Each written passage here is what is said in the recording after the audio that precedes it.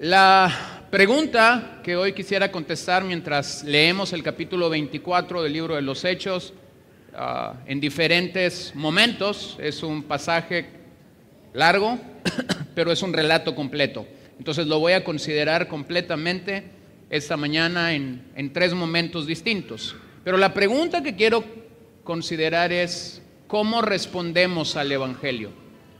Cuando nosotros pensamos en lo que el Evangelio es, muchas veces erramos en creer que el Evangelio tan solo es aquel mensaje que en alguna ocasión alguien me compartió y que tenía que ver con la necesidad que un pecador tiene de un Salvador. Y muchos aún que tienen años en el camino de Cristo, en el camino de la fe cristiana, muchos limitan el Evangelio a eso.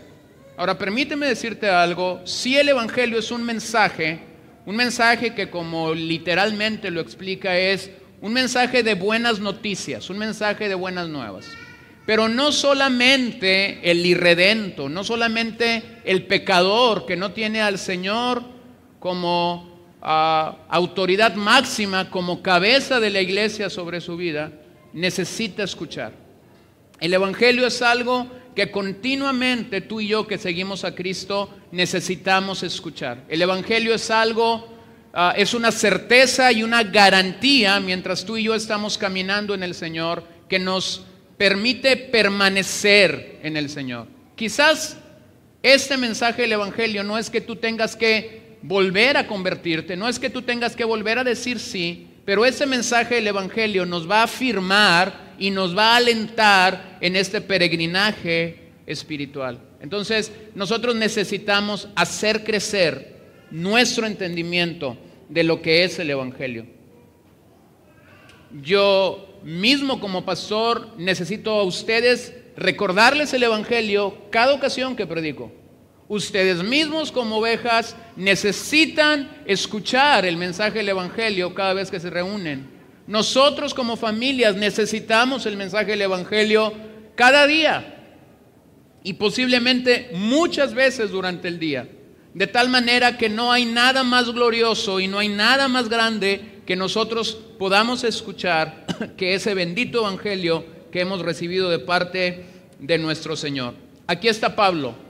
Pablo se encuentra en esta ciudad llamada Cesarea, ha llegado ahí como un prisionero romano, aunque los romanos lo han tomado cautivo, realmente Pablo no ha llegado a calificar dentro de las leyes romanas como un prisionero, porque todavía no hay un delito que Roma persiga que Pablo haya cometido.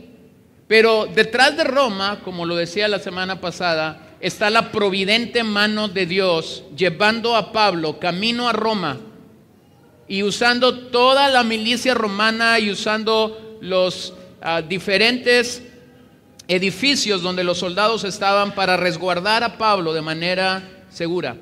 El capítulo 24 contrasta o nos habla de dos maneras de responder al mensaje del Evangelio.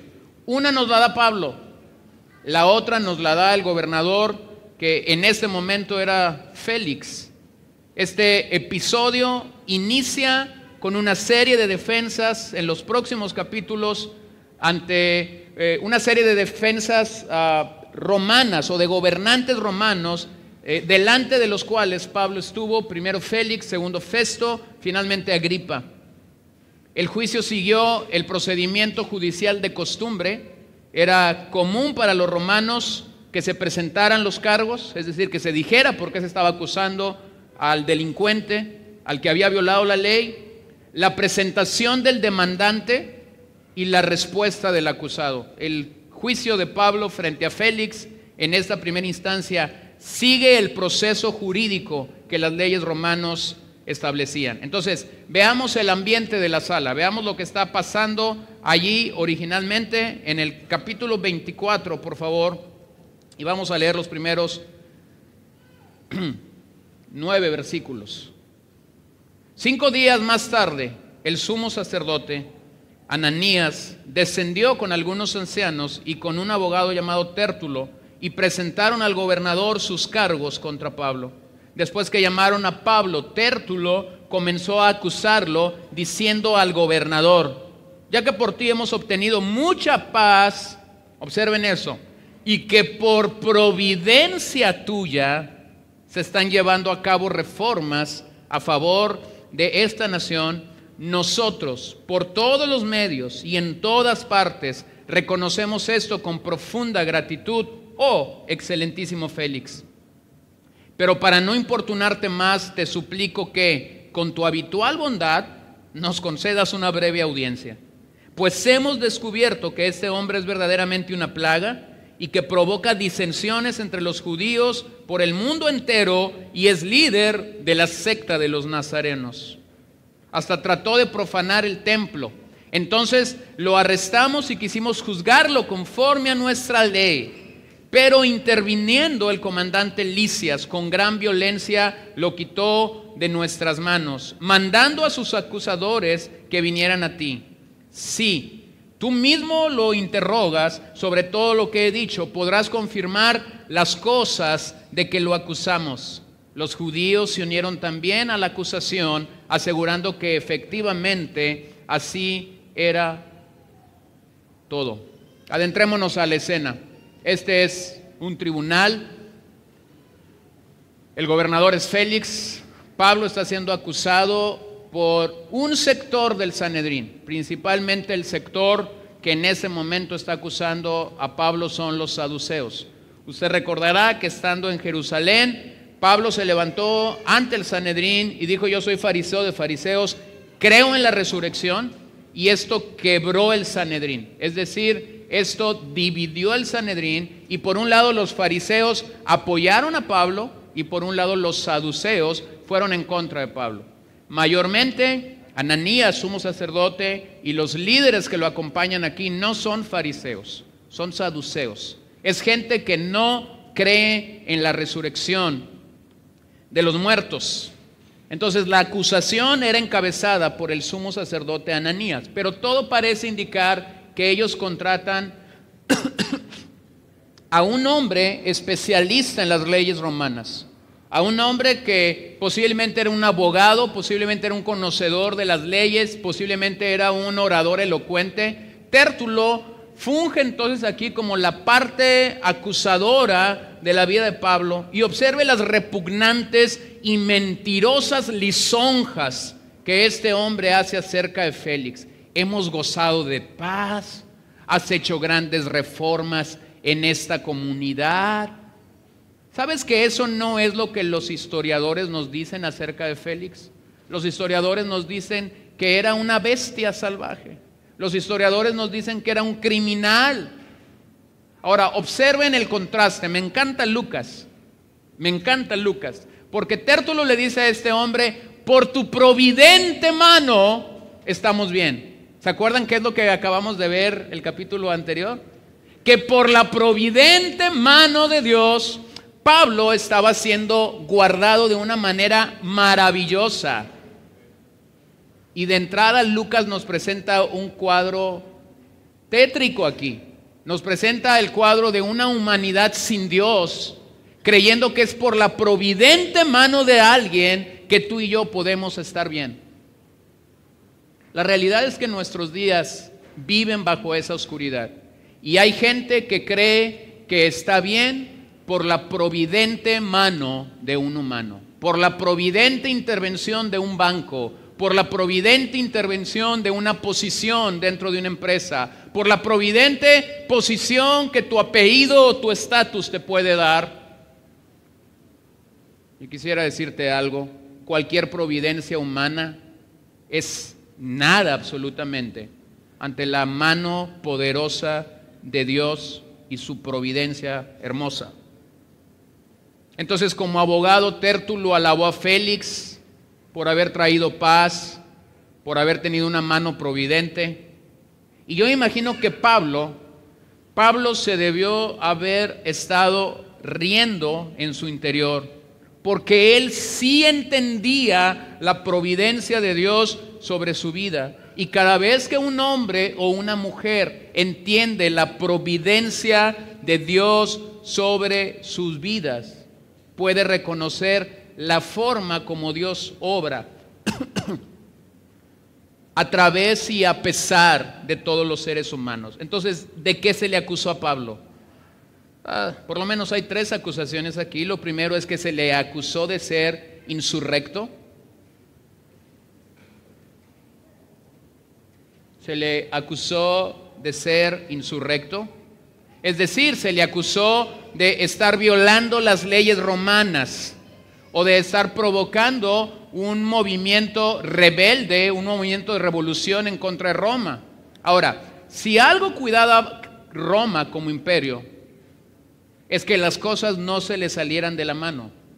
Si algo cuidaba Roma como imperio, es que las regiones donde ellos habían conquistado bélicamente no tuvieran ningún tipo de revolución, no tuvieran ningún tipo de liderazgos que se levantaran en contra de Roma. Entonces, una primera acusación es: este hombre está violando las leyes romanas. Lo segundo es que se le acusa de ser cabecilla o líder de la secta de los nazarenos.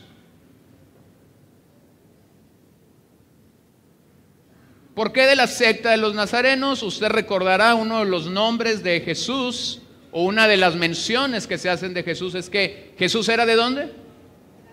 De Nazaret. Jesús de Nazaret. Entonces, cuando ellos se identifican con Jesús como el líder supremo, como la cabeza suprema de este movimiento, algunos los llamaban los nazarenos. Esto era una acusación en contra de Pablo y se le estaba acusando de ser sectario. Y en ese sectarismo, entonces Pablo se encontraba violando la ley judía. Entonces ya tenemos 2 acusaciones. Se le acusa de violar las leyes romanas, se le acusa de violar las leyes judías, y lo tercero que Tértulo levanta como el cargo final es que era un profanador del templo. ¿Se acuerdan? En algún momento aquellos judíos de la diáspora levantaron polvadera mientras Pablo llegaba a Jerusalén, diciendo que había introducido a Trófimo al templo. Y entonces se le acusa de profanar el templo. Esto era una acusación de sacrilegio, y esto sería una violación a la ley de Dios. Entonces aquí tienes los 3 cargos. Se le está acusando de 3 cosas: de violar las leyes romanas, de violar las leyes judías y también de violar las leyes divinas.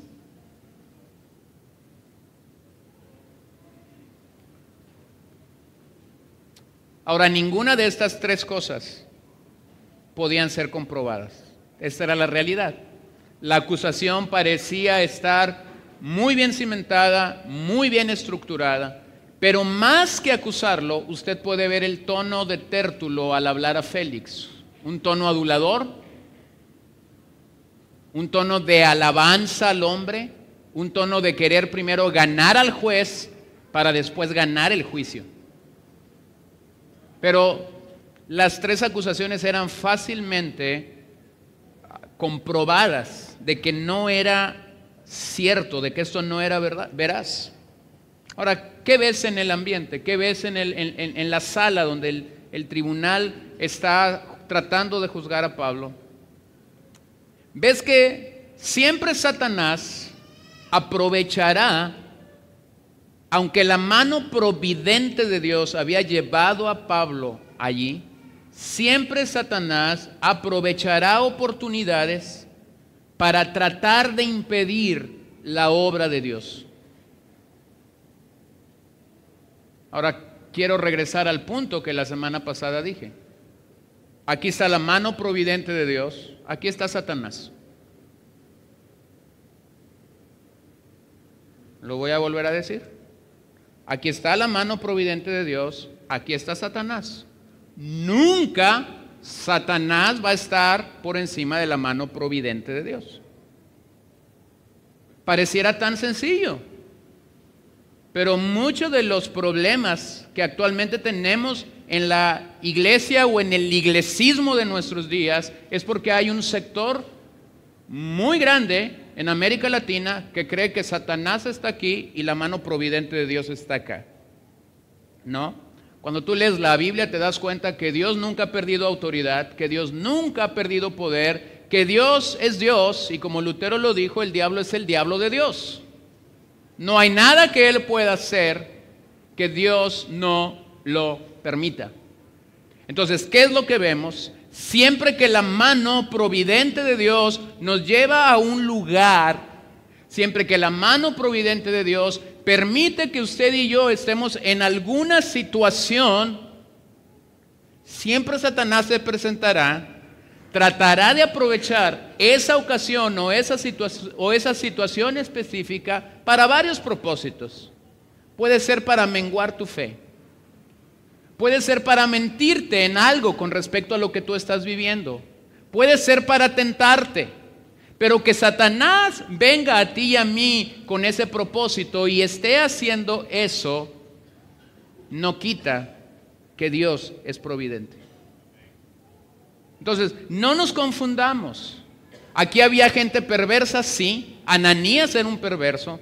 Tértulo era un perverso. Quienes estaban cuestionando el ministerio del apóstol Pablo eran perversos, pero ninguno de ellos con su autoridad estaba por encima de la mano providente de Dios, y la mano providente de Dios le había dado una promesa al apóstol Pablo camino a Damasco: vas a testificar a los gobernantes y a los reyes. Y la mano providente de Dios estaba llevando a Pablo a esta realidad.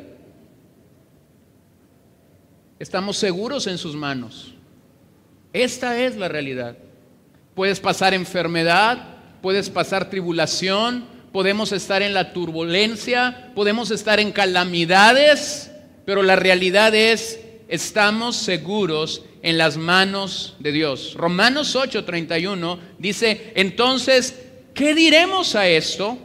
Dígalo conmigo: si Dios está por nosotros, ¿quién estará contra nosotros? Y Pablo pasa a enlistar, como usted bien recuerda, alguna serie de cosas que pueden estar en nuestra contra: tribulación, angustia, cuchillo, hambre, desnudez.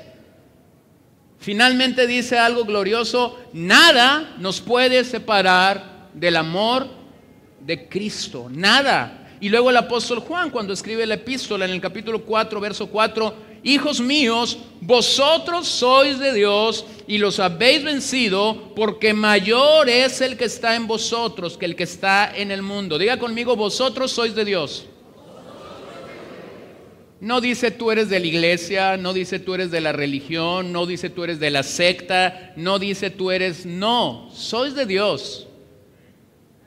Nuestra identidad está en Dios. Nuestra identidad no nos la da nadie más.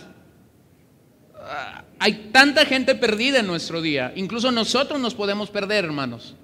Y podemos poner nuestra identidad en la iglesia. Puedes poner tu identidad en el ministerio. Puedes poner tu identidad en un predicador. Puedes poner tu... No, nuestra verdadera identidad como cristianos y como hijos de Dios, ¿viene de quién? Viene de Dios. Somos sus hijos. Si somos sus hijos, Él es nuestro Padre. Si Él es nuestro Padre, entonces estamos siendo preservados, guardados, cuidados, alineados a la perfecta voluntad de Dios.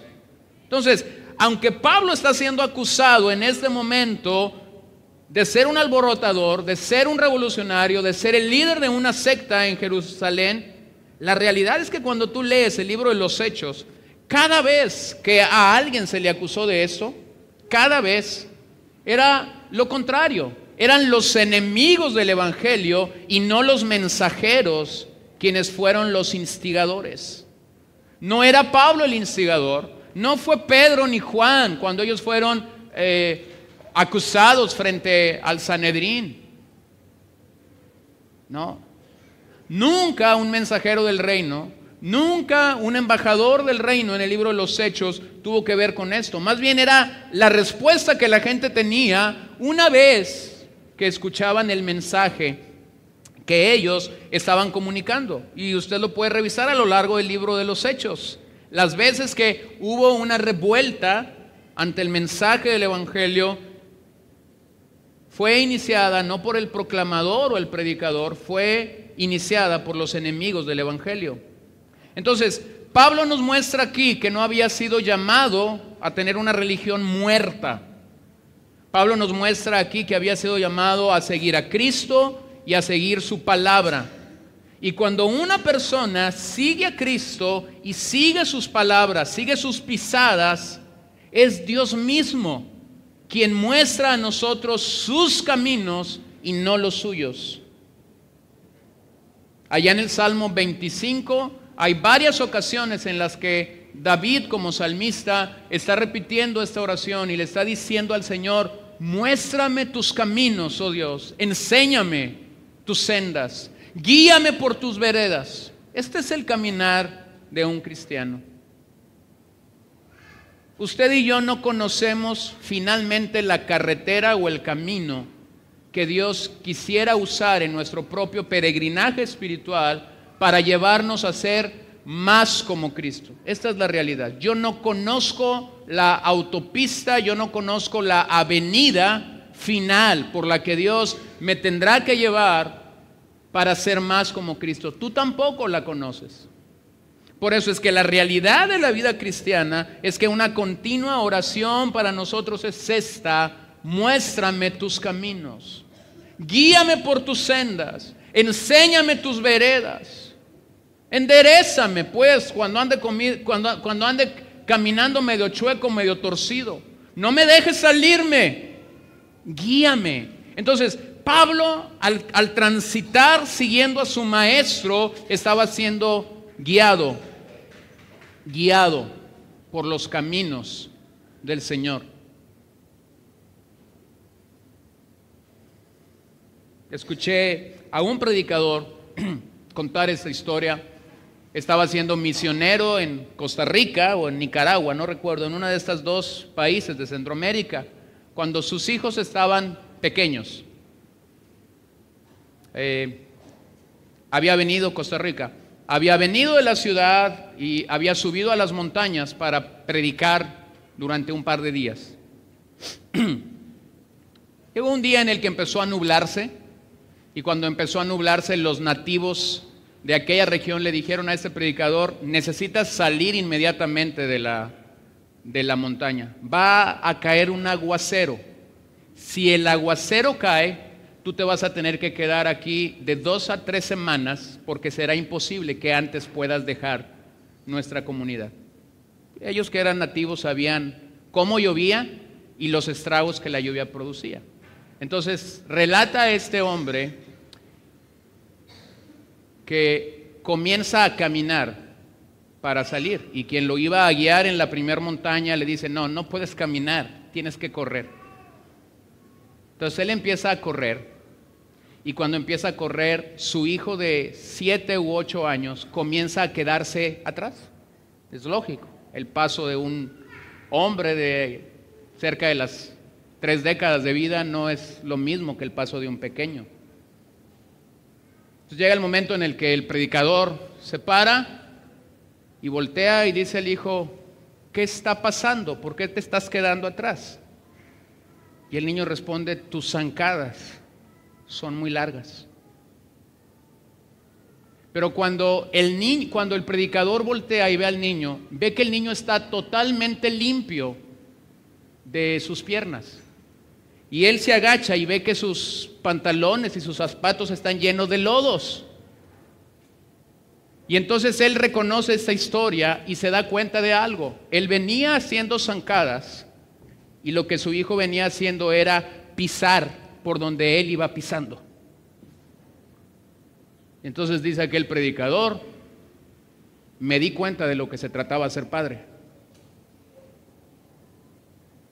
Y aquel día, en medio de la montaña, tuve un tremendo temor de Dios para ejercer una correcta paternidad sobre la vida de mis hijos.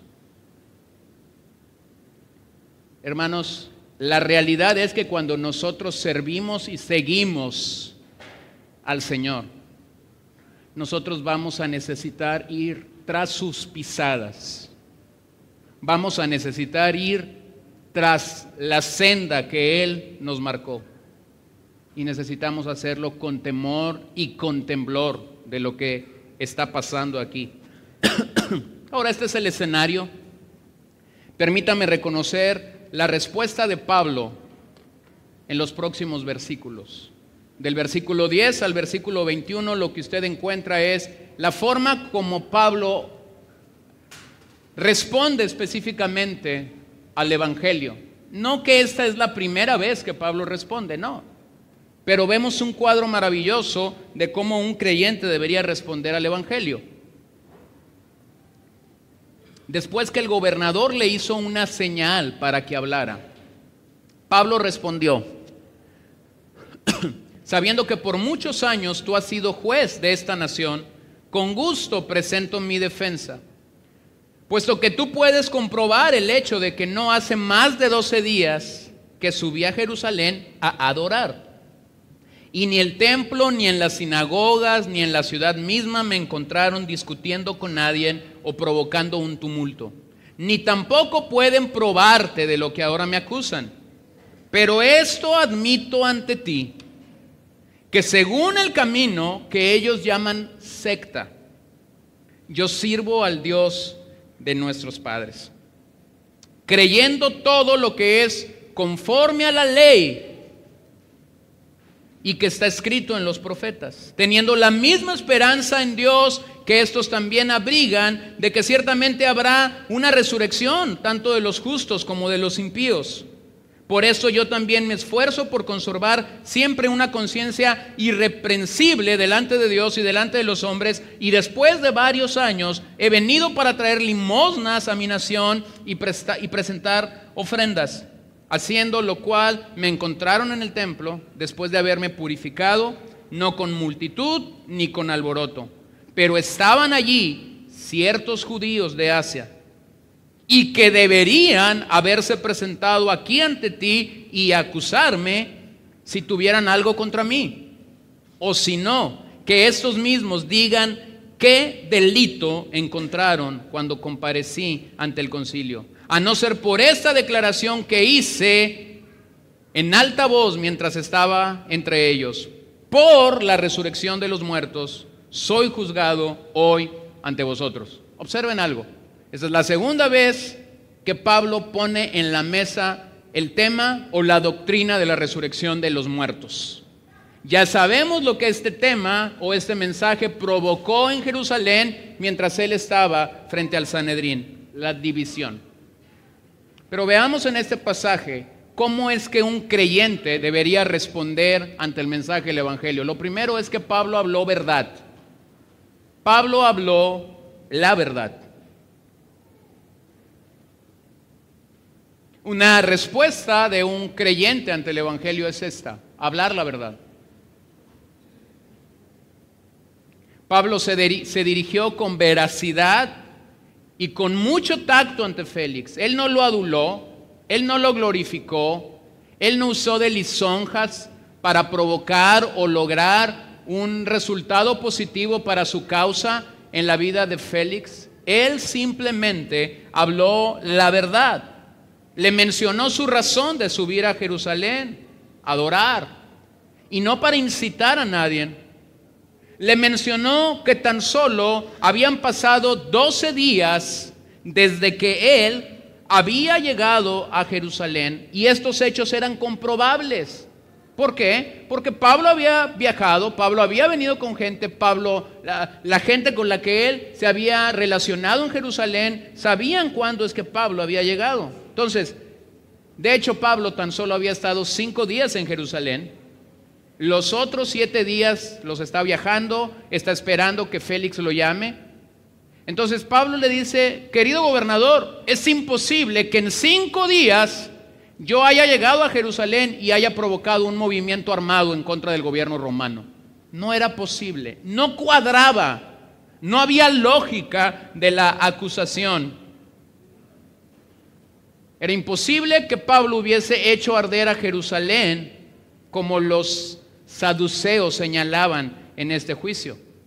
Entonces, ¿a qué somos llamados nosotros como cristianos cuando el evangelio glorioso de nuestro Señor Jesucristo ha irrumpido en nuestras vidas y nos ha llevado a la salvación? Número 1, a hablar verdad. Habla la verdad.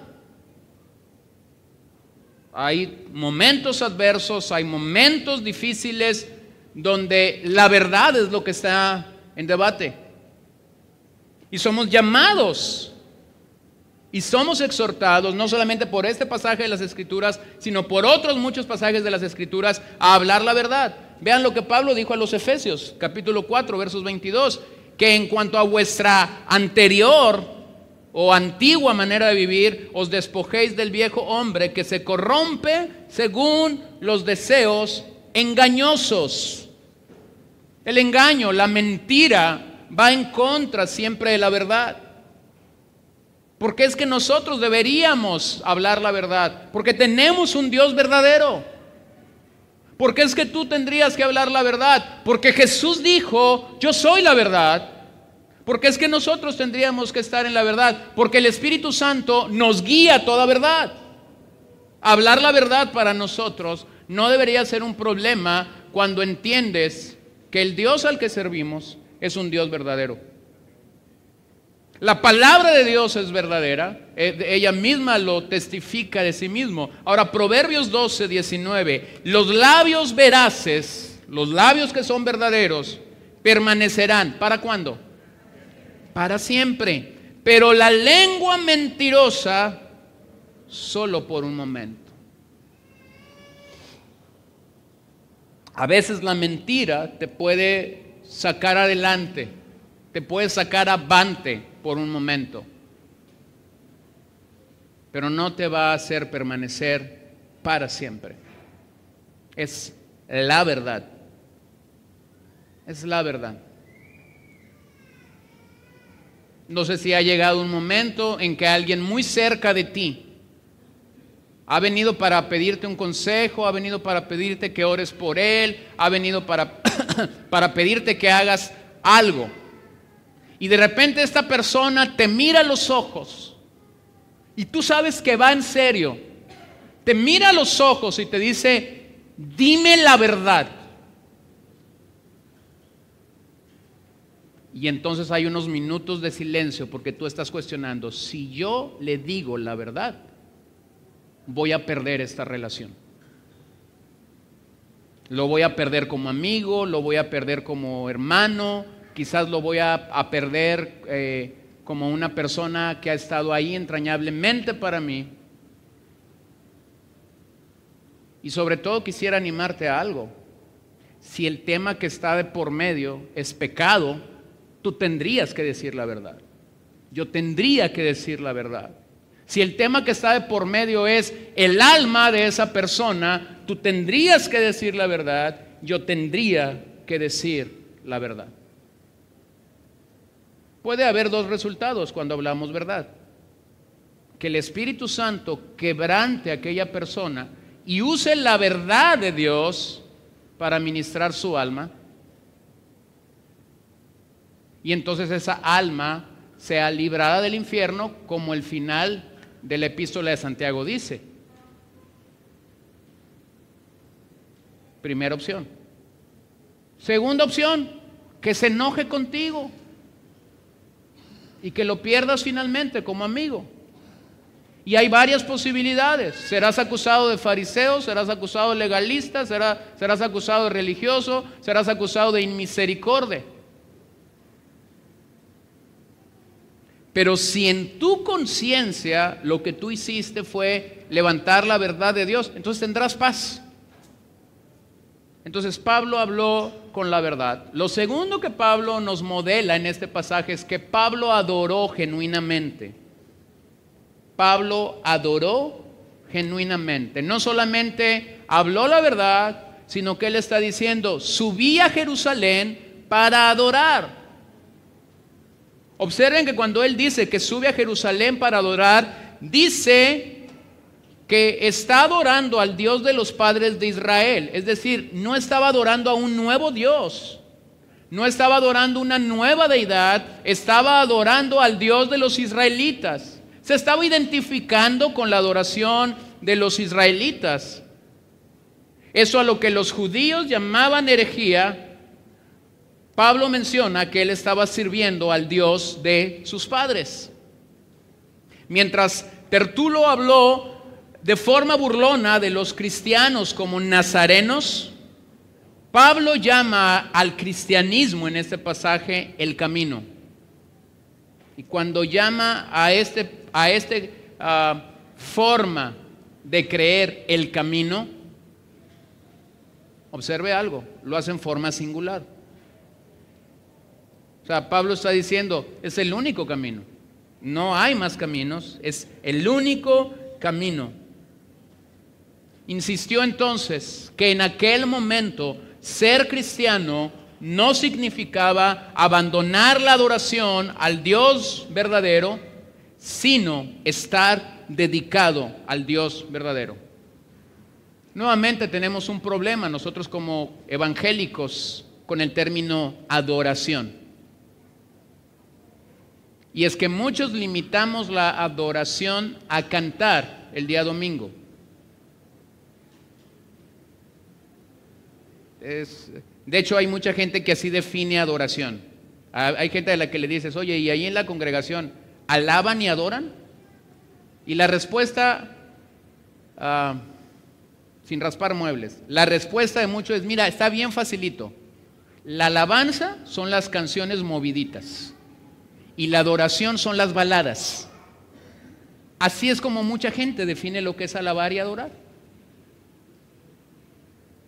Pero cuando lees la Biblia, te das cuenta que verdaderamente adorar a Dios es un estilo de vida. Va más allá que cantar.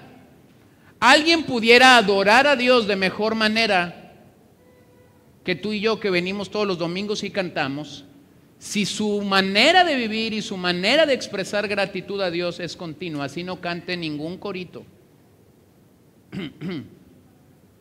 Entonces, ¿qué es lo que el Evangelio logra en nuestras vidas? El Evangelio logra que tú y yo califiquemos como aquellos adoradores que cuando Jesús estaba hablando con los samaritanos le dijo, adorarán al Padre en espíritu y en verdad. Entonces, ¿cómo puedo adorar al Señor el día de hoy? Hermano, lo puedes adorar con tu tiempo. Dale tu tiempo para Dios. ¿Lo puedes adorar cantando? Sí, lo puedes adorar cantando. Lo puedes adorar compartiendo el Evangelio con otras personas. Lo puedes adorar sirviendo a otras personas. Lo puedes adorar orando por otros creyentes. Lo adoramos animando a otros creyentes. O sea, adorar es obedecer lo que Dios dice para ti y para mí, que como creyentes debemos estar haciendo en nuestro caminar diario con el Señor. Lo tercero, la tercera forma como Pablo testifica ante Félix que el Evangelio había hecho algo en su vida es que dice que él creyó en las Escrituras. Pablo fue un creyente de las Escrituras. Él no fue un creyente de los Salmos, como algunos aquí en esta sala. Pablo no fue un creyente de los Proverbios, como algunos aquí en esta sala. Pablo no fue un creyente de la letra roja, como algunos en esta sala. Pablo fue un creyente de las Escrituras. Ahora, hay que reconocer algo. ¿A qué es lo que Pablo se estaba refiriendo en este pasaje en particular cuando hablaba de las Escrituras? A lo que tú y yo conocemos en nuestros días como el Antiguo Testamento. Esto eran las Escrituras que ellos en aquel momento tenían. A este día, el único evangelio que había sido escrito era Marcos. Pablo había escrito ya algunas cartas, como bien venimos en la serie paralela hablando de estas cartas. Para nosotros el día de hoy, cuando leemos de las Escrituras, entendemos que la suficiencia de las Escrituras, la inerrancia de las Escrituras, la infalibilidad de las Escrituras está anclado en lo que conocemos como Antiguo y Nuevo Testamento. Pero para Pablo específicamente aquel día era de Génesis hasta Malaquías. Entonces Pablo dice, soy un creyente de las Escrituras. Su fortaleza, su convicción en las Escrituras era robusta y esto lo fortaleció en todo momento.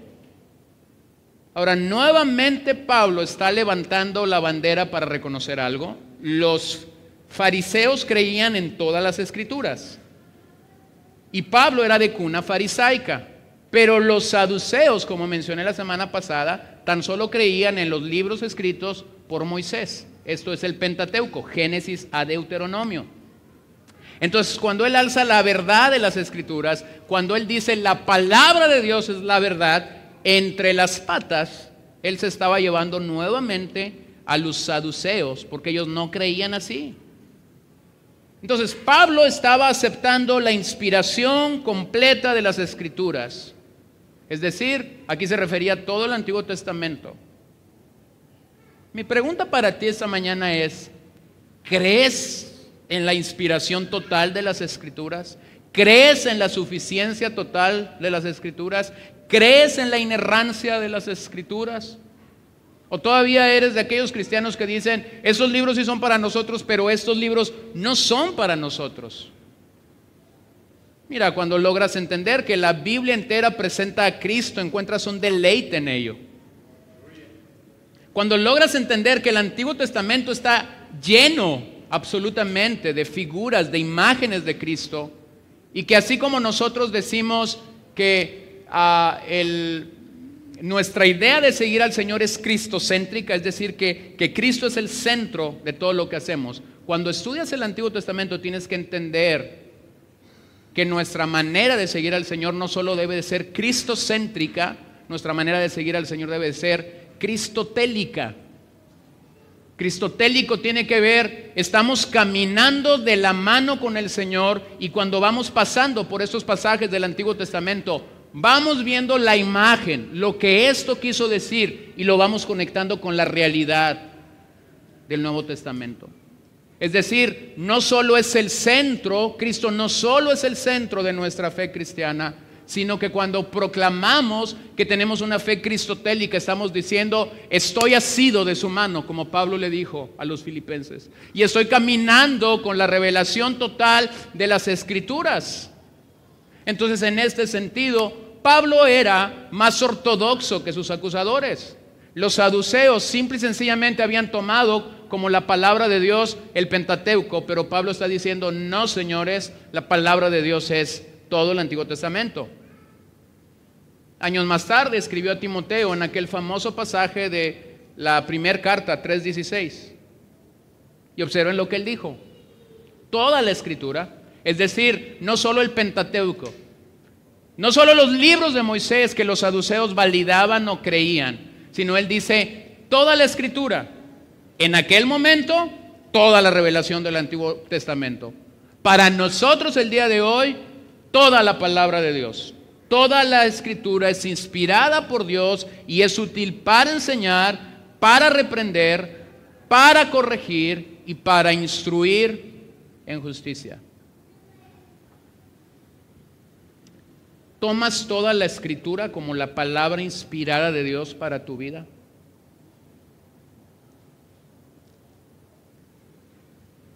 Puedes ir y ser alimentado en las genealogías, puedes ir y ser alimentado en el paso de Israel por el desierto, puedes ir y ser alimentado por Dios en los salmos o en los proverbios, puedes venir a los profetas mayores, puedes entender el mensaje de los profetas menores, puedes entender los evangelios y ser edificado allí, puedes pasar al libro de los Hechos como la narración de la iglesia primitiva, puedes venir a las cartas y ser edificado, alimentado por Dios, puedes llegar al libro de Apocalipsis y gozar y disfrutar que la historia está escrita y finalmente conocemos cuál es el fin: el Señor ganará. ¿Es verdaderamente esto el ancla de tu caminar y de tu fe en tu paso, en tu camino por el Evangelio? Lo cuarto que el pasaje me dice es que Pablo era un creyente o esperaba la resurrección.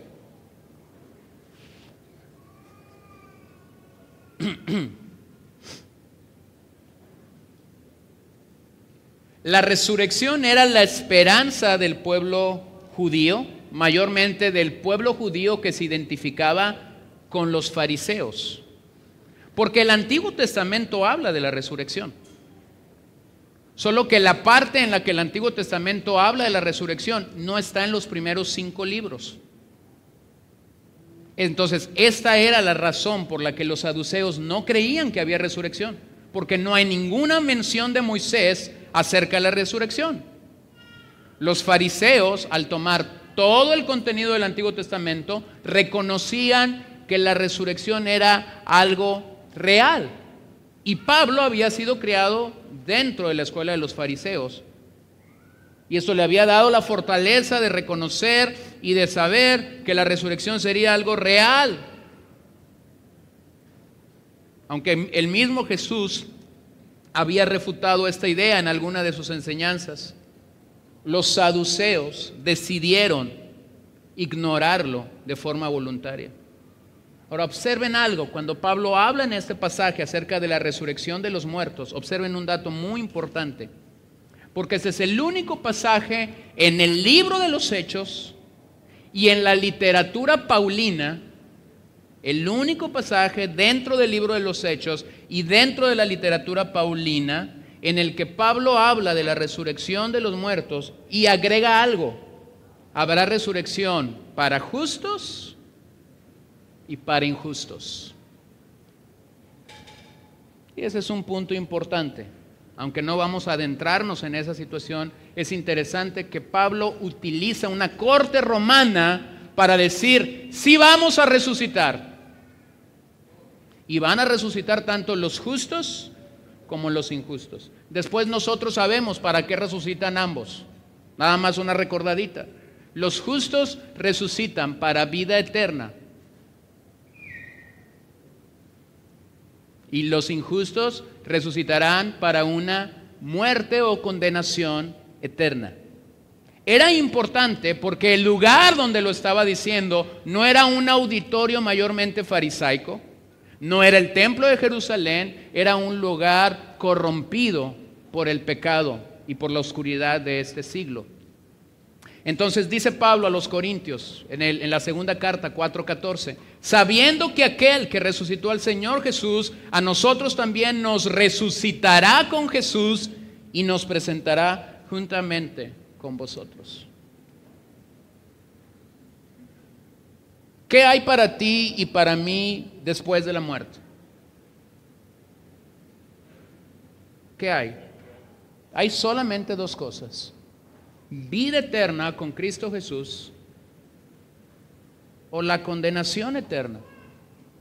Y como el pasaje nos refiere más adelante, tenemos que tener nuestra relación con el Señor claramente en este sentido. Número 5, Pablo buscó tener una buena conciencia.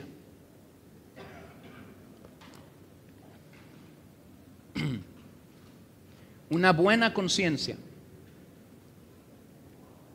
Como cristianos somos llamados a tener una buena conciencia. La expresión griega que Lucas usa aquí para decir que procuraba tener una buena conciencia significa que se entrenaba activamente, estaba sometido a una disciplina que lo llevara a desarrollar una buena conciencia. Se esforzaba día con día para tener una buena conciencia. Estaba en una batalla consigo mismo para tener una buena conciencia. Como lo dije hace un par de semanas, la conciencia es como una ventana para nosotros. Lo que Pablo hacía día con día es ir y limpiar esa ventana. Mientras más limpia está esa ventana, más luz de parte del Señor va a entrar a ti y a mí como una habitación. Mientras más sucia está esa ventana, entonces nosotros estamos impidiendo que la luz del Señor venga a nuestra habitación. Entonces lo que Lucas nos quiere decir es: Pablo estaba limpiando la ventana, se esforzaba por limpiar la ventana día tras día. Era un trabajo similar al que quizás has visto en alguna película, o si has estado en una ciudad donde hay rascacielos. Hacen este tipo de hombres que está colgado de arneses, y sobre todo en esos edificios con grandes ventanas, ellos están limpiando allí la ventana y están quitando después el jabón. Era algo similar. Entonces el desafío de Pablo en este pasaje es que porque él esperaba en la resurrección, era impulsado a la vez a mantener una conciencia limpia. Y observen algo, no solo frente a Dios, sino también frente a los hombres. Y se lo declaró a los corintios. Miren 1 Corintios 10:32 al 11:1. No seáis motivo de tropiezo, ni a judíos, ni a griegos, ni a la iglesia de Dios, así como también yo procuro agradar a todos en todo, no buscando mi propio beneficio, sino el de muchos, para que sean salvos. Sed imitadores de mí, como también yo lo soy de Cristo. Yo procuro agradar a todos en todo. Yo procuro tener una limpia conciencia frente a Dios, y específicamente en este pasaje, frente a los hombres, para poder alcanzarlos para la gloria de Dios. Entonces, quien espera en la resurrección, quien por gracia de Dios ha escuchado el mensaje del Evangelio y cree en el poder de la resurrección, buscará enfáticamente tener una conciencia limpia. Es increíble la forma como nosotros podemos guardar rencores, podemos guardar amargura, podemos guardar ira, podemos guardar cosas que escuchamos de una persona contra alguien que no nos consta. Hermano, eso es una mala conciencia. Eso es una mala conciencia. Tú y yo tendríamos que ser enfáticos en sacar la basura que alguien más vino y depositó en nuestras vidas, para entonces tener una conciencia libre, limpia en nuestros corazones. Número 6.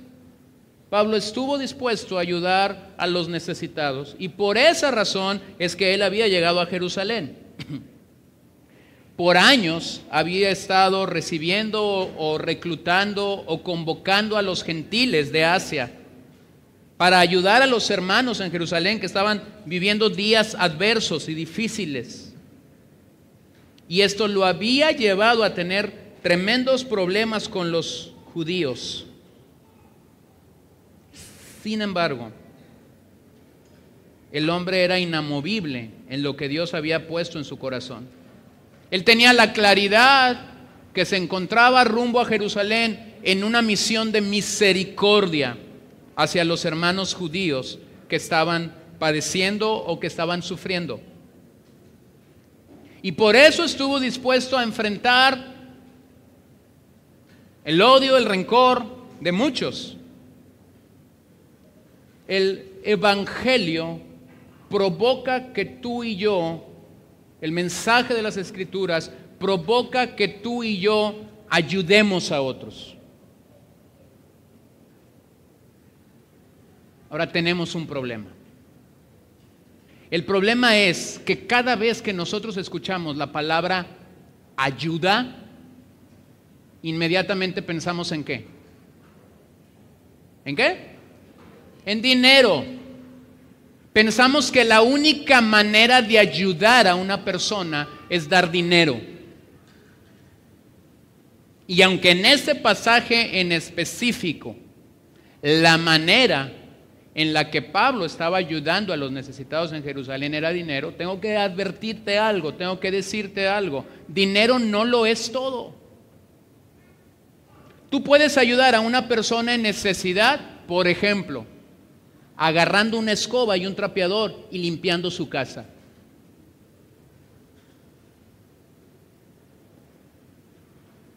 Tú puedes ayudar a una persona que está en medio de una necesidad diciendo: hermano querido, no tengo la manera de ayudarte, pero permíteme ir a cocinar el desayuno y la comida para tus hijos.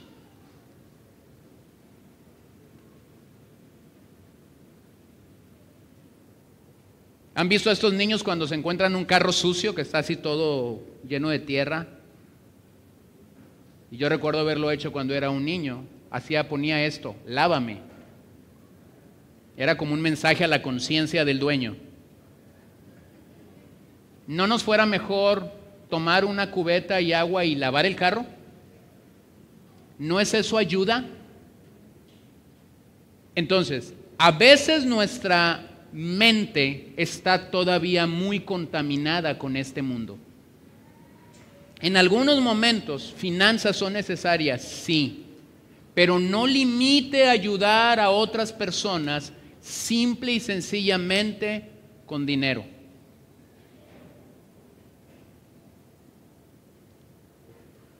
Es más, te das rápidamente cuenta de algo en lo que está asociado con el Evangelio.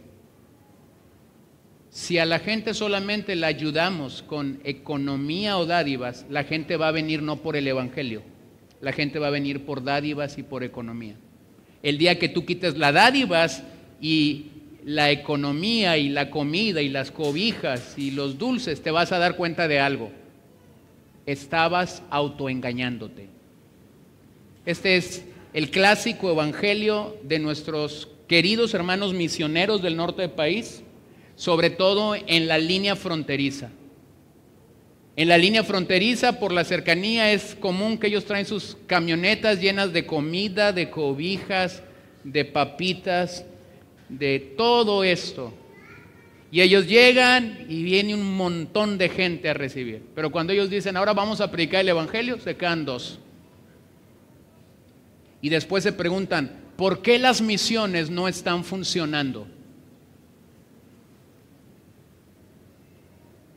Hermanos, las misiones no pueden funcionar cuando tú y yo queremos ayudar al Dios de los resultados. Dios no necesita nuestra ayuda. Dios no necesita nuestro patrocinio para salvar gente. Dios no necesita ser auspiciado por nadie para salvar gente. Él es el Dios de la salvación. Entonces, habría muchas maneras en las que yo puedo explorar, ayudar a una persona que está pasando por necesidad. Y no solamente limitarlo al aspecto económico. Miren 2 de Timoteo 4:18, en medio del tumulto, en medio de la situación que Pablo estaba enfrentando, él podía reconocer esto con Pablo: el Señor me librará de toda obra mala y me traerá a salvo a su reino celestial. A Él sea la gloria por los siglos de los siglos. Amén. El Señor nos va a librar. En medio de esta sala judicial en la que el Pablo estaba, sabía algo: mis días no van a terminar aquí en Cesarea. Pablo estaba convencido de algo: mis días no van a acabar ante el gobernador Félix, voy a llegar a Roma. ¿Por qué lo sabía? Porque Dios se lo había dicho. Y porque hasta este momento la mano providente de Dios lo ha ayudado en todo momento. Entonces queda claro algo cuando ves la respuesta de Pablo. Era el mensaje de la resurrección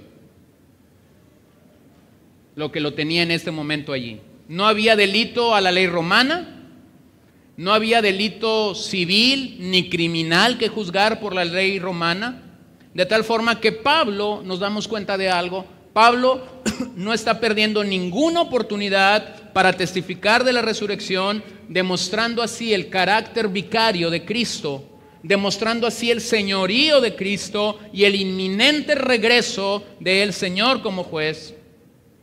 Dios mismo había resucitado a Jesús de entre los muertos y sus acusadores nunca, observen algo, cada vez que Pablo habló de la resurrección, sus acusadores nunca discutieron este hecho, ni tampoco lo negaron. Ahora, regresemos al inicio del libro de los Hechos, Hechos 1:22, comenzando desde el bautismo de Juan hasta el día en que de entre nosotros fue recibido arriba, uno sea constituido, ¿qué? Testigo con nosotros de su resurrección. ¿Qué está haciendo Pablo ante el Sanedrín? ¿Qué está haciendo Pablo ante Félix como gobernador? ¿De qué está testificando?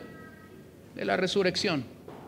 Este fue el mensaje de la iglesia primitiva, la resurrección. Ellos eran testigos, no solamente era la labor apostólica, la misma iglesia había tomado el mensaje de la resurrección y por aquella simple y sencilla razón era el día domingo que ellos estaban reunidos para celebrar que un domingo muy temprano por la mañana el maestro había resucitado.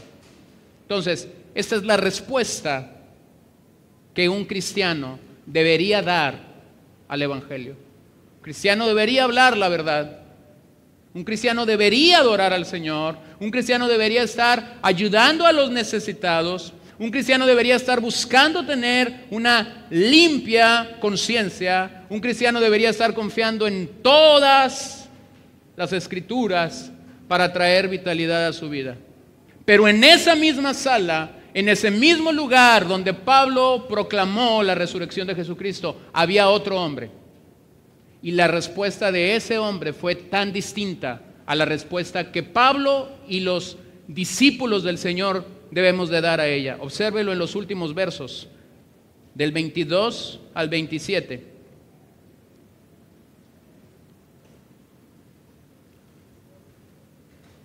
Entonces Félix, conociendo con mayor exactitud acerca del camino, pospuso el fallo, diciendo: cuando venga el comandante Lisias, decidiré vuestro caso. Y dio órdenes al centurión de que guardara a Pablo bajo custodia, pero con alguna medida de libertad, y que no impidieran a ninguno de sus amigos que los sirvieran. Pero pocos días más tarde llegó Félix con Drusila, su mujer, que era judía, y mandó traer a Pablo, y lo oyó hablar acerca de la fe en Cristo Jesús. Y al disertar Pablo sobre la justicia, el dominio propio y el juicio venidero, Félix, atemorizado, dijo: vete por ahora, pero cuando tenga tiempo te mandaré llamar. Al mismo tiempo tenía esperanza de que Pablo le diera dinero. Por eso acostumbraba llamarlo con frecuencia y conversar con él. Pero transcurridos 2 años, Porcio Festo llegó como sucesor de Félix, y deseando hacer un favor a los judíos, Félix dejó preso a Pablo. En un solo verso, los 12 días que ya hemos mencionado desde que Pablo llegó a Jerusalén y está ahora frente a Félix, en un solo verso, observe eso en el libro de los Hechos, han pasado 2 años. Pablo estuvo prisionero en Cesarea antes de llegar a Roma por 2 años y nadie sabía por qué estaba preso. Pero la providente mano de Dios sí tenía un propósito con él. Entonces Félix nos señala al hombre que, conociendo el camino, persigue sus propios deseos y pasiones. Ahora, la primera parte de este mensaje, en cuanto a cómo Pablo respondió y cómo un creyente debería responder al mensaje, era la parte para ti si tú te has identificado con Cristo por su gracia para salvación. Pero mi querido amigo, si tú estás aquí y no eres ni agua ni pescado, si tú estás aquí y has escuchado el mensaje de las Escrituras de manera religiosa y litúrgica, yo pido que en los próximos minutos el Espíritu Santo y la palabra de Dios traiga convicción firme a tu corazón si eres o no eres un hijo de Dios. Félix es este hombre que escucha el Evangelio de labios quizás del predicador más grande que hay en el Nuevo Testamento después de Jesús. Digo, porque a veces ponderamos mucho a los predicadores, ¿no? Como aquel predicador que yo les he contado, que alguien dijo: cuando respira las almas son salvas. Vaya usted a saber cómo eran salvas, pero era tanta las porras que le echaba a su pastor que él decía: hasta cuando hace así la gente se salva. No, aquí está un predicador auténtico, aquí está un evangelista auténtico, aquí está un hombre que ha sido llamado apóstol de Cristo, aquí está un hombre que ha estado en cárceles, aquí está un hombre que ha plantado iglesias, ha discipulado hombres y está frente a un pecador y le está proclamando el evangelio, y este pecador parece que tiene conocimiento del camino de Dios, pero persigue sus propios deseos y pasiones. Félix, como gobernador romano, aseguró su posición en Judea. Los historiadores hablan de él como un gobernador monstruoso, cruel, despótico, avaro, lujurioso y corrupto. Estas eran las calificaciones de este hombre.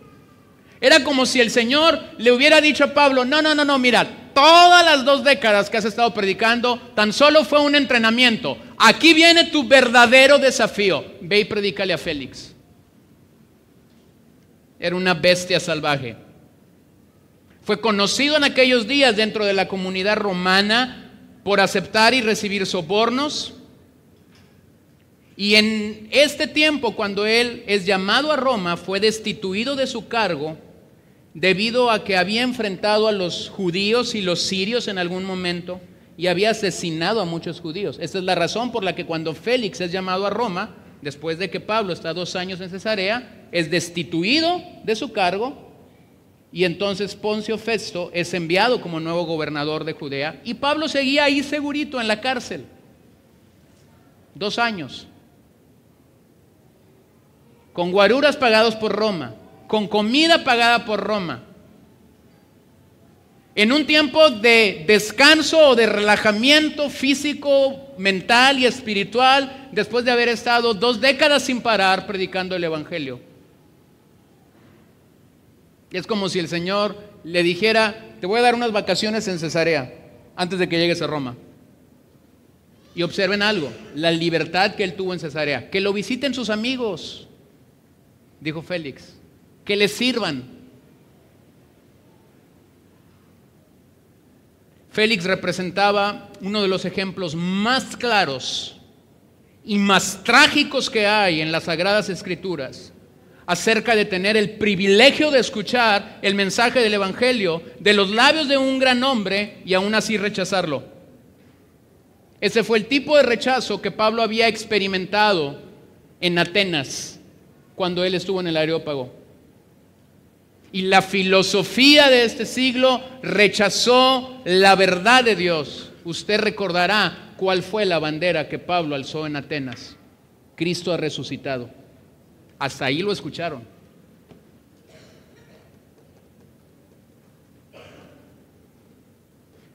John MacArthur compara a Judas con Félix. Observe la comparación que él hace. Félix fue trágicamente parecido a Judas. Judas vivió con el Señor Jesús por más de 3 años. Félix tuvo en su palacio a Pablo por más de 2 años. Judas tuvo muchas oportunidades de hablar con Jesús. Félix muchas veces hacía venir a Pablo y hablaba con él. Judas traicionó al Hijo de Dios por dinero. Félix esperaba que Pablo le diera dinero para que lo soltase. Judas traicionó al Señor ante las autoridades judías. Félix, por temor a esas mismas autoridades, traicionó a Pablo al negarse a liberarlo, a pesar de saber que era inocente. Observe la radiografía que el pasaje de Lucas nos da acerca de Félix. Número 1, Félix conocía el camino y pospuso su decisión.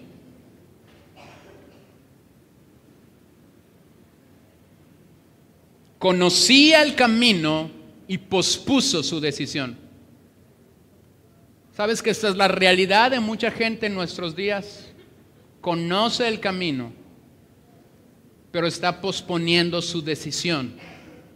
Vemos cómo Félix retrasó su decisión, no haciendo más que una jugarreta para ganar tiempo. Aunque estaba convencido de la inocencia de Pablo como ciudadano romano, a la par no quería tener conflicto con los líderes judíos, porque eso atentaba a su posición. Observe la expresión: conocía el camino.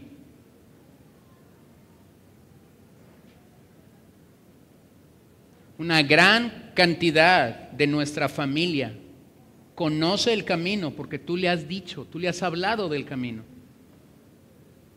Mi pregunta es: ¿tener conocimiento del camino salva? Algunos aquí en este auditorio esta mañana, algunos que nos siguen por el internet quizás, tienen información del camino, pero eso no nos salva. Félix, al parecer, estaba bien documentado por el camino, Pero estar bien documentado, estar bien informado acerca de lo que el Dios maravilloso de las Escrituras puede hacer para salvarnos, no nos salva. Este gobernante le dio ciertas libertades a Pablo, creando así un vínculo con él o las condiciones con él para hacerlo venir una y otra vez a su sala. Y por lo que logras entender, lo que Félix estaba tratando de hacer es que Pablo lo sobornara. Ahora tú dices, ¿y de dónde sacas esa locura que el pasaje no dice? Hay que reconocer el contexto. Pablo le ha dicho que viene a Jerusalén, que por años ha estado juntando ofrenda entre las iglesias gentiles y que ha venido a Jerusalén para ayudar a los santos. Este hombre era corrupto, era lujurioso, era todo lo que ya dijimos.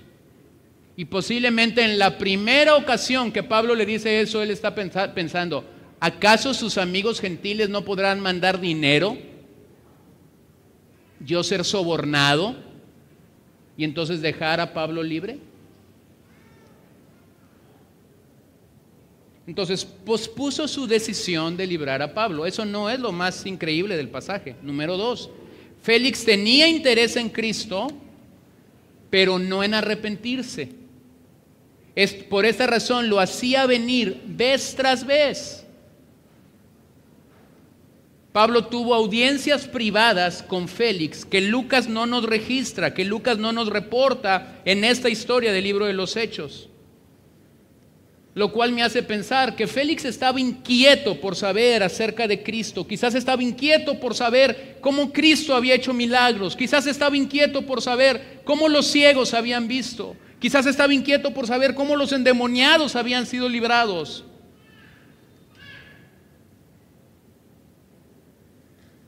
Él quería escuchar acerca de Cristo, pero rechazó la idea del arrepentimiento. Aunque lo escuchó hablar, rechazó la idea de la vida eterna. A veces escucho que ciertos cristianos dicen acerca de otras personas, le gusta que le comparta el mensaje del Evangelio, le gusta que le hable de Cristo. Hermanos, esa no es la parte central. La parte central, si tú quieres saber cuál es la respuesta de la gente, es llámalo al arrepentimiento. Porque si tan solo tú estás dando información de Cristo, pero no estás retando a la gente al arrepentimiento, posiblemente te puedes estar autoengañando. Jesús fue un predicador controversial. Vean cada encuentro de Jesús. Nicodemo era un gran maestro de la ley, pero toda su información acerca de la ley no le cerró la boca a Jesús para decirle, Nicodemo, te es necesario nacer de nuevo.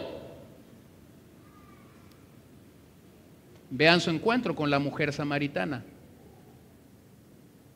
Una vez que él reconoce que es agua viva, le dice, sí, pero nomás que hay un problema, eres una adúltera. Entonces puedes perder años de tu vida diciéndole a la gente, Cristo es bueno, Cristo es maravilloso, Cristo te va a sanar, Cristo te va a rescatar, Cristo te va a sacar del atolladero, Cristo te va a dar un marido maravilloso, Cristo te va a dar hijos maravillosos. Puedes perder tu tiempo miserablemente.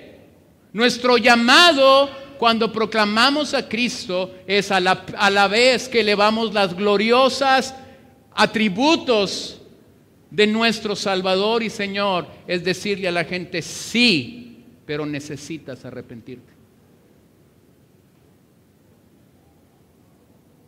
¿Por qué la gente nos busca para que oremos cuando ellos están en un problema? ¿Por qué la gente sí nos busca cuando están en medio de la enfermedad? ¿Por qué la gente sí nos busca? Hermano, aún nuestra oración por estos pecadores, aún nuestra oración debería ser un llamado al arrepentimiento. Una oración podría solucionar un dolor. Una oración podría solucionar algo temporal. Pero llamar a la gente al arrepentimiento solucionará algo eterno. El Evangelio señala la justa ira de Dios contra el pecado y a la vez es la vía de escape para aquellos que se someten al señorío de Cristo.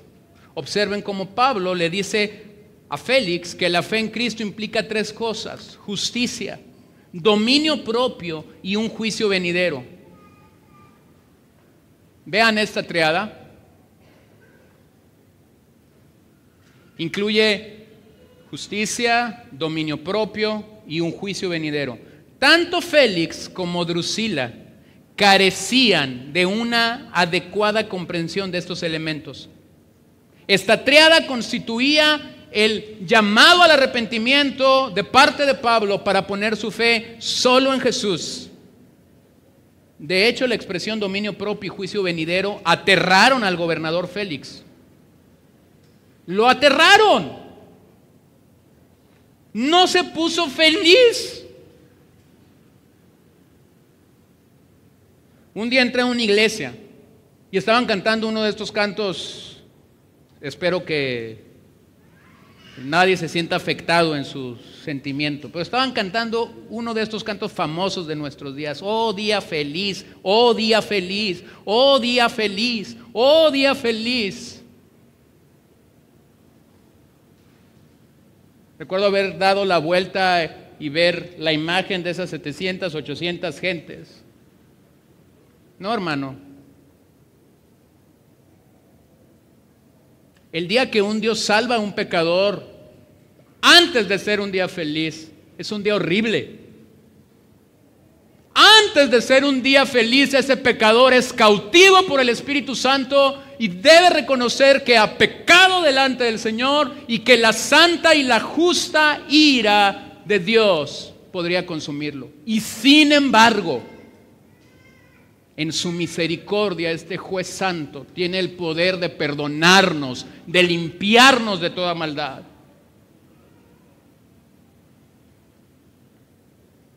Lo que la gente canta en nuestros días determina en mucho su ética cristiana, su teología cristiana en nuestros días. Y no sé si usted conoce esta canción a la que yo me refiero, pero no dice otra cosa más que hablar del día feliz. Y yo ya no sabía si estaba en una iglesia cristiana o si estaba en una piñata.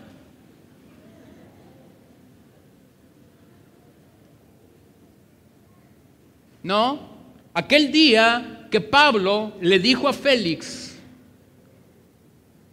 llamó a Félix al arrepentimiento, Félix no entró en un colapso de alegría. Félix no entró en un colapso de gozo. El pasaje que estamos leyendo nos dice que Félix se aterrorizó, se atemorizó de escuchar las palabras del apóstol a los gentiles. Esto fue lo mismo que había sucedido en el ministerio de Juan el Bautista cuando estuvo frente a Herodes Antipas. Por un lado, Herodes Antipas quería al profeta, lo quería escuchar, y por otro lado se sentía lesionado cada vez que le decía adúltero. Justicia es la norma exigida por un Dios santo. Justicia es la norma exigida por un Dios santo. Esto siempre será una mala noticia para el pecador. Saber que no solamente Dios es amoroso, Dios es misericordioso, Dios es bueno. No, saber que Dios es justo siempre será una mala noticia para el pecador.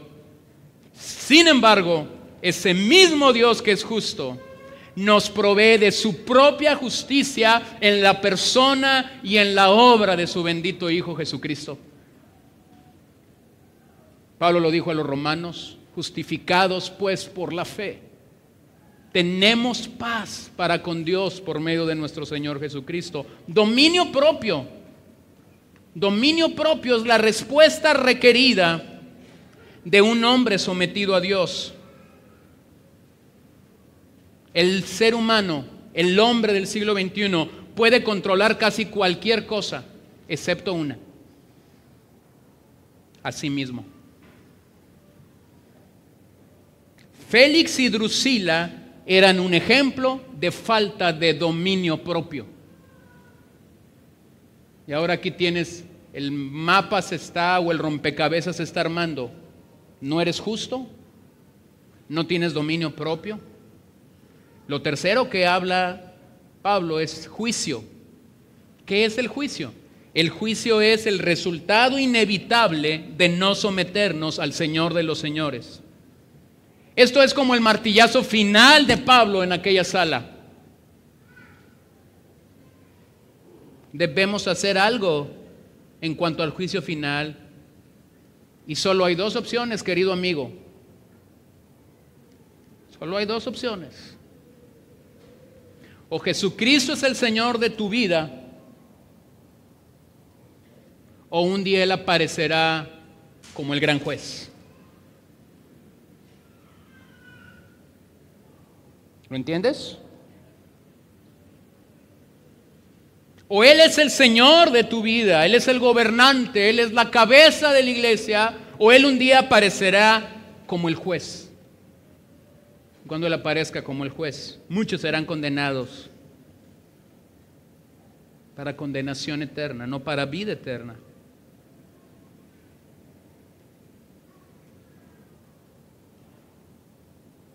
Tengo que decirte algo, porque no me lo puedo llevar a la casa.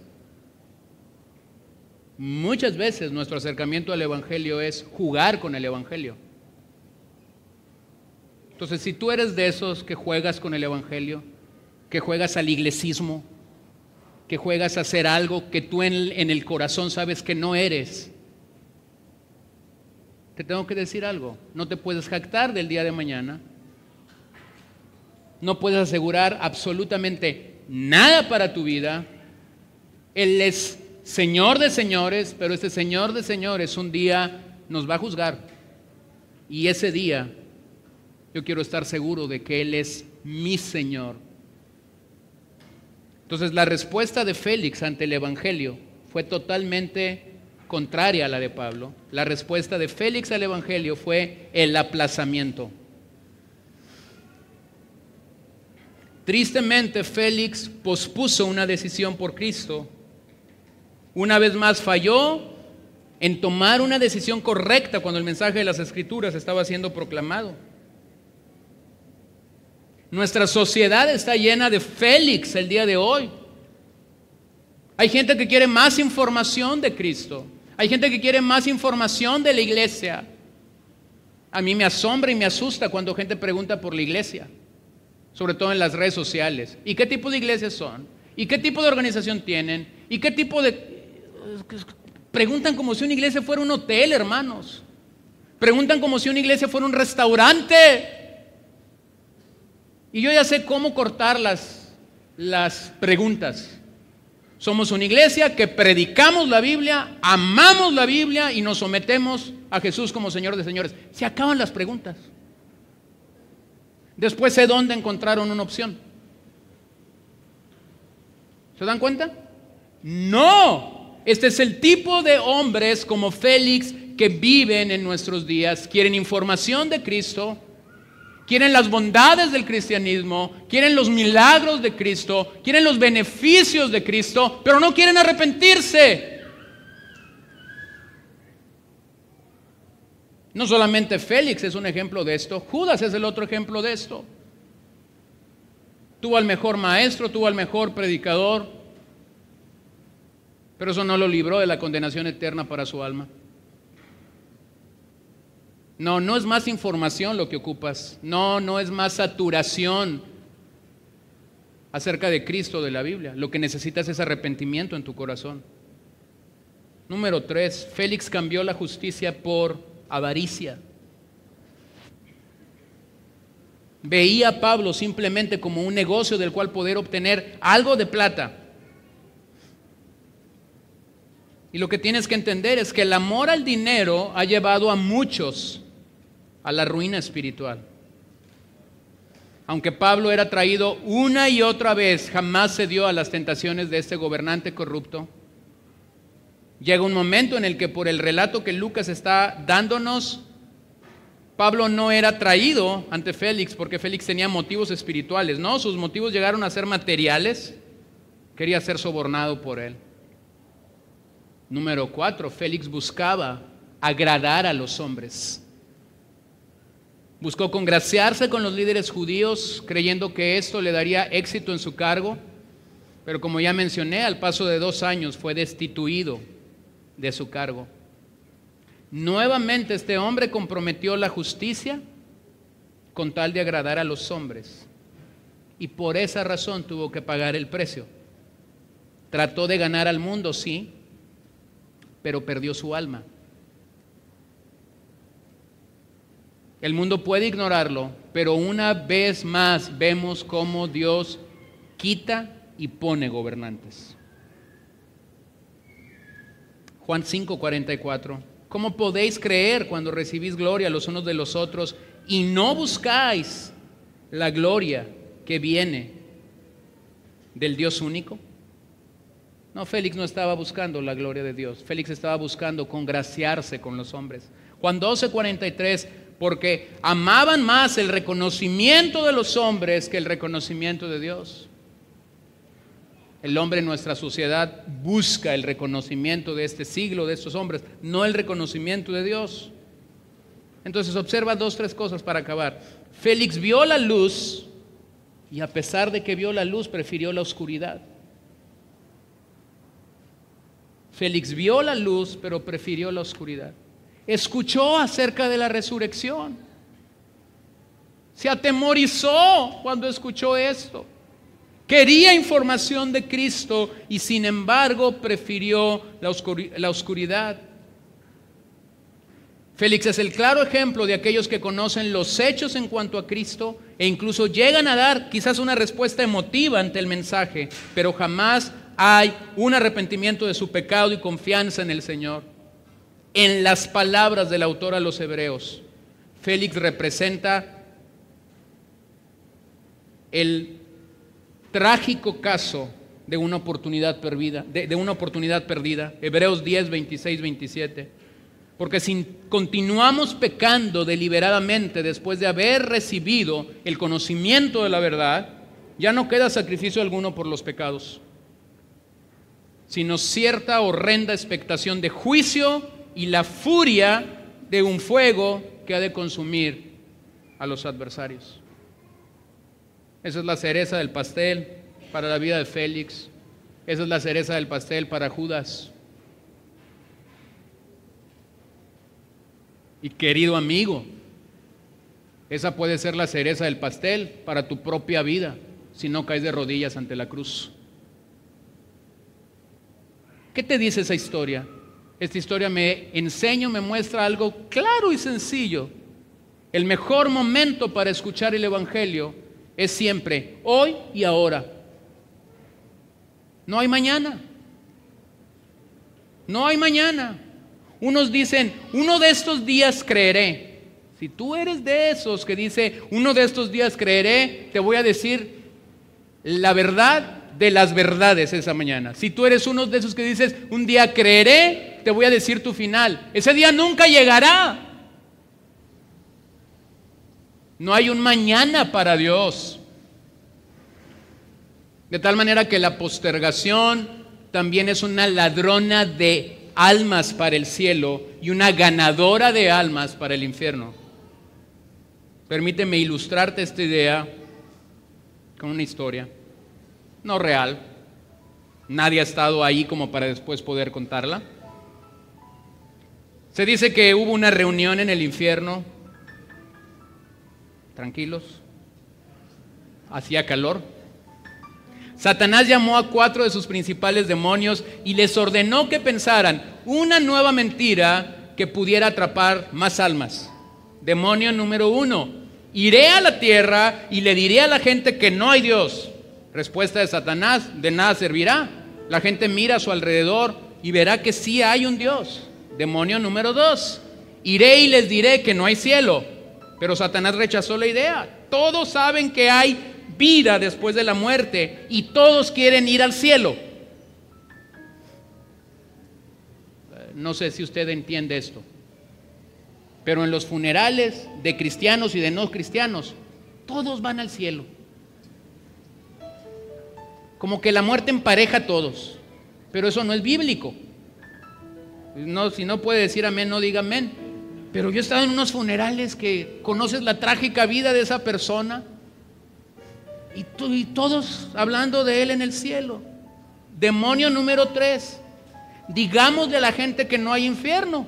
Satanás también lo rechazó y argumentó: la conciencia les dice que sus pecados serán castigados. Necesitamos una mejor mentira.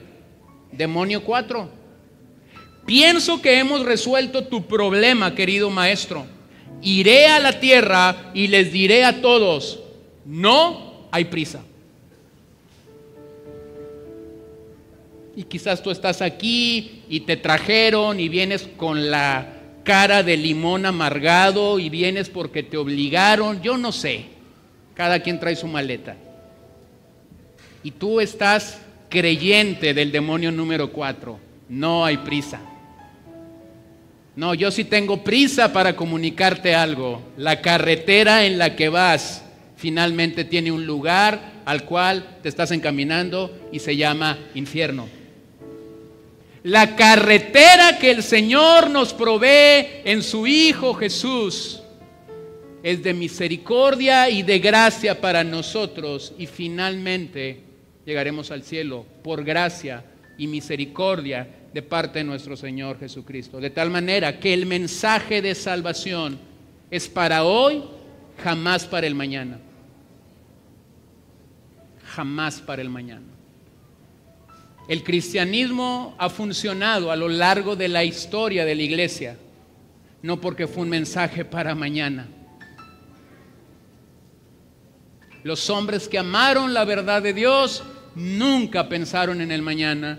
Los hombres que amaron la verdad de Dios y fueron usados por Dios en su día es porque se pararon sobre una realidad.